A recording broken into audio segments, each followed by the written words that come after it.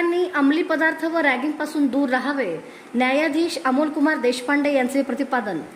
युवकांनी कायद्याचे भान ठेवून अंमली पदार्थ, रॅगिंगसह सर्व गैरप्रकारापासून दूर राहावे आणि जबाबदार नागरिक म्हणून समाजात सकारात्मक भूमिका बजवावी, असे आवाहन जिल्हा विधी सेवा प्राधिकरणाचे सचिव तथा न्यायाधीश अमोलकुमार देशपांडे यांनी केले।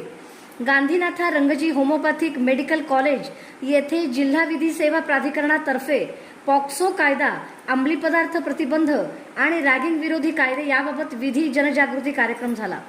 यावेळी ॲडव्होकेट परमानंद जवळकोटे यांनी पॉक्सो कायद्याची माहिती दिली, तर सारथी युथ फाउंडेशनचे सचिव रामचंद्र वाघमारे यांनी अंमली पदार्थांच्या शारीरिक, मानसिक व सामाजिक दुष्परिणामाबाबत मार्गदर्शन केले।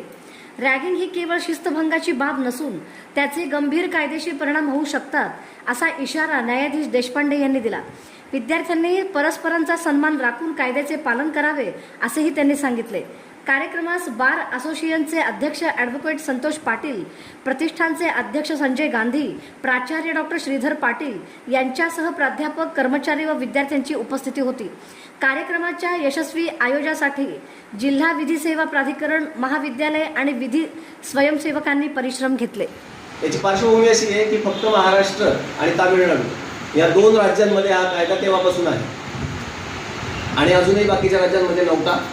म्हणून जेव्हा याच्यातलाच एक प्रकार किंवा एक प्रकरण जेव्हा माननीय सर्वोच्च न्यायालयासमोर गेलं, त्यावेळेस 2007 मध्ये असं डायरेक्शन दिले गेले की तुम्ही याच्याबद्दल अभ्यास करा, एक कमिटी करा आणि ती कमिटी करून याच्याबद्दल काहीतरी ठोस कायदा। सचिव म्हणून काम करतोय, पण अदरवाईज न्यायाधीश म्हणून काम करताना पुढच्या टप्प्यावरती गेल्यावरती जिल्हा न्यायाधीश संवर्गामध्ये ह्या केसेस आमच्या समोर येणार आहेत। पण आमचा रोल केव्हा सुरू होतोय, जेव्हा ह्या गोष्टी रिपोर्ट होतील।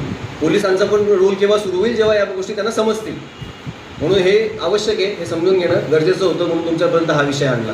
दुसरा विषय तर त्यांनी आता वाघमारे सरांनी सांगितलं आहे की most of the affected victim कोण आहेत तर तुमच्या एज ग्रुपमधले आहेत, त्यामुळे त्याच्याबद्दल सुद्धा आपल्याला थोडं जागरूक राहणं गरजेचं आहे। नुसतं तंबाखूच नाही, ठीक आहे, त्यांनी फोकस आज तंबाखूवरती केला कारण फार जिव्हाळ्याचा विषय किंवा फार गंभीर विषय आत्ता सोलापूरच्या कॉन्टेक्स्टमध्ये आहे, पण याच्यापेक्षा पण पुढची व्यसनं आहेत। तुम्ही ड्रग्स सगळे तुम्ही उदाहरणं सांगितलं ना, गांजा वाचलं कोणी आत्ता एक 8-15 10-12 दिवस झाले असतील, किती किलो गांजा सापडला तुमच्या सोलापुरात?